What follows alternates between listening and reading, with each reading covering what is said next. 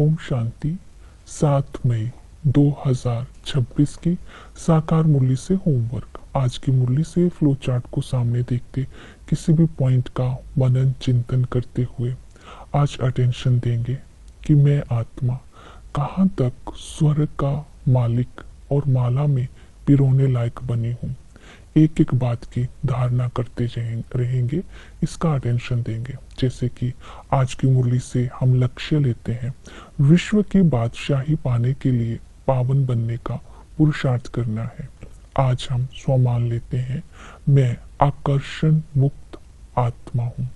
अंतर्मुखी बन बाप की याद से स्वयं को कर्म इंद्रियों के आकर्षण, संबंधों के आकर्षण से मुक्त कर हलचल में अपनी स्थिति को, अपनी अवस्था को एक रस बनाकर अतीन्द्रिय सुख का अनुभव करते हुए विश्व की बादशाही के लायक बन रहे हूँ।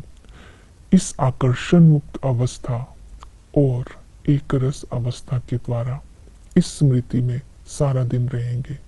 आज हम मनन चिंतन करेंगे, प्रैक्टिकल होमवर्क करेंगे। क्लियर बुद्धि वाली आत्मा की क्या विशेषता होती है। क्लियर बुद्धि उससे बोलते हैं जिसकी बुद्धि पर किसी भी प्रकार का आवरण नहीं होता। क्लियर बुद्धि जो होती है वो स्व उन्नति कर सकती है, सेवा में सफलता प्राप्त कर सकते हैं, वो दूसरों के वाइब्रेशंस को कैच कर सकते हैं। बाबा के साथ अटूट संबंध के द्वारा कैचिंग और टचिंग पावर के द्वारा सदा ही सफलता को प्राप्त कर सकते हैं।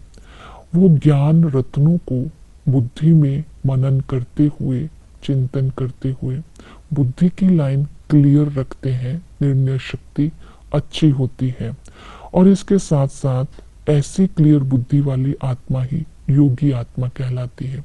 और भी मनन चिंतन करके पॉइंट लिखेंगे। पुरुषार्थ करते हैं पावन बनने के लिए। पावन बनने के लिए पहला पॉइंट हम लेते हैं समर्पणता। आज की मुरली में बाबा ने कहा बाप समझाते हैं अपना सब कुछ सफल करने के लिए इस संगम युग पर बाप तुम्हारा सब कुछ डायरेक्ट सफल करने के लिए आया है, तो तुम्हें अपना सब कुछ सफल कर देना है। इस संगम पर हम डायरेक्ट सफल करते हैं तो 21 जन्म के लिए वर्षे के अधिकारी बन जाते हैं, क्योंकि इस समय हम ईश्वर अर्थ अर्पण करते हैं। तो क्या सफल करना है? अगर धन है तो रूहानी हॉस्पिटल कम यूनिवर्सिटी खोलनी है। इससे एवर और एवर हेल्दी और एवर वेल्दी बनेंगे और बहुतों का कल्याण होगा और तुम्हारी कमाई होगी। तो ये समर्पणता आज अपने अंदर देखनी है। बुद्धि की समर्पणता के साथ साथ तन मन धन की समर्पणता के ऊपर अटेंशन देंगे।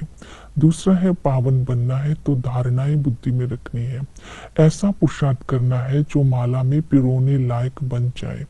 ड्रामा के राज को बुद्धि में रखना है। इसके लिए बाबा ने कहा नॉलेजफुल आत्मा बन, कैसा भी वायुमंडल हो उसमें घबराना नहीं है, निर्भय रहना है, अचल रहना है। तो कर्मों की गति अर्थात कर्मों की गति है ज्ञान, भक्ति और वैराग्य। इसको बुद्धि में रखकर सारा दिन कर्म करने हैं, क्योंकि संगम पर बाबा हमें श्रेष्ठ कर्म सिखलाता है, ज्ञान देकर भक्ति से वैराग्य दिलाते हैं। तो ये धारणाएं करते रहेंगे तो कर्म श्रेष्ठ होंगे, ड्रामा का राज होगा तो अचल रहेंगे और माला में पिरोने लायक बनने के लिए हम अपना पुरुषार्थ करते रहेंगे। तो नेक्स्ट हम पावन बनने के लिए निर्विकारी बनेंगे। बाबा ने हमें कहा कि ये तुम्हारा अंतिम जन्म है। इस अमूल्य जन्म में स्त्री पुरुष को इकट्ठे रहते भी पवित्र जरूर रहना है। इसके लिए प्रतिज्ञा करनी है कि बाबा हम आपके बने हैं तो पवित्रता की धारणा जरूर करेंगे। पवित्रता के लिए दूसरी बात बताई अलौकिक जन्म। इस संगम पर हम ब्रह्मा मुख वंशावली बनते हैं। ब्रह्मा के द्वारा शिव बाबा हमें रचते हैं तो हम हमारी पालना भी करते हैं। तो हम ब्रह्मा मुख वंशावली हैं, शिव बाबा के बच्चे हैं। हम ब्राह्मण कुल के हैं। तो ये स्मृति में रखना है कि इस संगम पर जैसे ही हम बाबा के बनते हैं तो त्रिकालदर्शी बन जाते हैं। हर कर्म जो करते हैं तीनों कालों को सामने रख कर करते हैं तो अपने जीवन को कौड़ी से हीरे जैसा बना लेते हैं। दूसरी धारणा ये करनी है, संगम युग पर हमें सच्ची सच्ची नन्स बनना है। एक बाप की याद में रहकर आत्मा को पावन बनाना है। तो अलौकिक जन्म से होने वाली प्राप्तियां और बाप के साथ प्रतिज्ञा करते हुए निर्विकारी बनने का अटेंशन देना है। याद के लिए बाबा ने बोला कि योग बल से ही तुम विश्व का मालिक बनते हो, स्वर्ग की बादशाही लेते हो, इसलिए माम एकम याद करो। याद की विधि है यथार्थ पहचान। अपने को आत्मा समझ बाप को याद करना है। आत्मा और शरीर अलग अलग है। आत्मा स्टार है, आत्मा बिंदी मिसल है, आत्मा पुनर्जन्म में आती है, आत्मा ही 84 जन्म लेती है, आत्मा परमधाम निवासी है।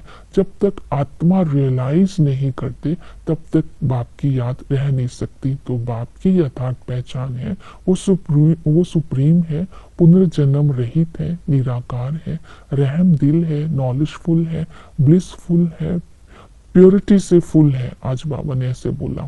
अखंड ज्योति है, तो वो हमें आप समान बनाते हैं।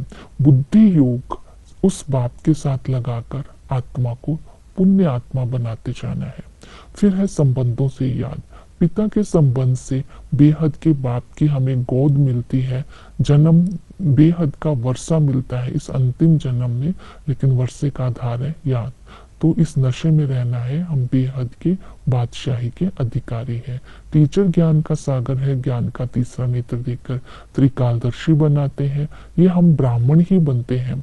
सहज राजयोग सिखाते हैं। ये राजयोग का ज्ञान भी ब्राह्मणों को ही मिलता है, जिस राजयोग से हम सूर्यवंशी व चंद्रवंशी राज्य में आने के लायक बन जाते हैं।